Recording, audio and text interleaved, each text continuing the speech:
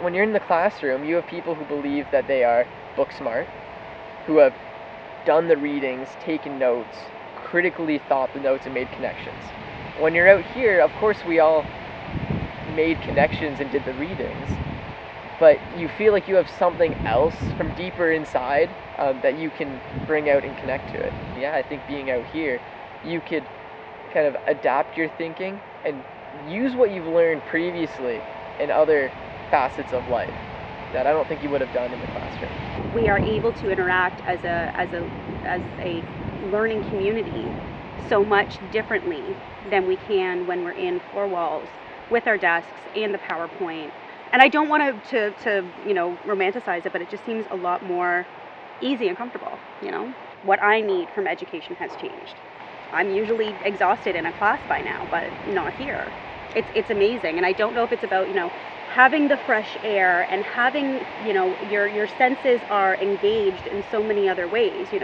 Your mental, your emotional, your physical, and your spiritual are all engaged here, which is that's the medicine wheel teaching, right? And until all four of those are engaged, you're not living your true self, and you're not being engaged fully, right? So in order to have a holistic approach to education, having all four of those things met really needs to happen. And specifically for an Indigenous person, being outside in this area is important to us. I think there's innate curiosity when you're outside. Like you look up at the trees, and this is what I was doing in my sit spot. You stare up at the trees, and the canopy is moving and swaying, and it's very free-flowing, but the base is always stable.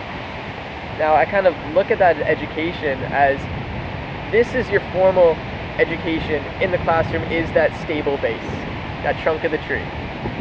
But being out here is that canopy, is that expression of who you are, the leaves changing colors, it's swaying back and forth, and that's your ability to kind of adapt, let loose, and be pulled in different directions, while still being stable, but being more creative.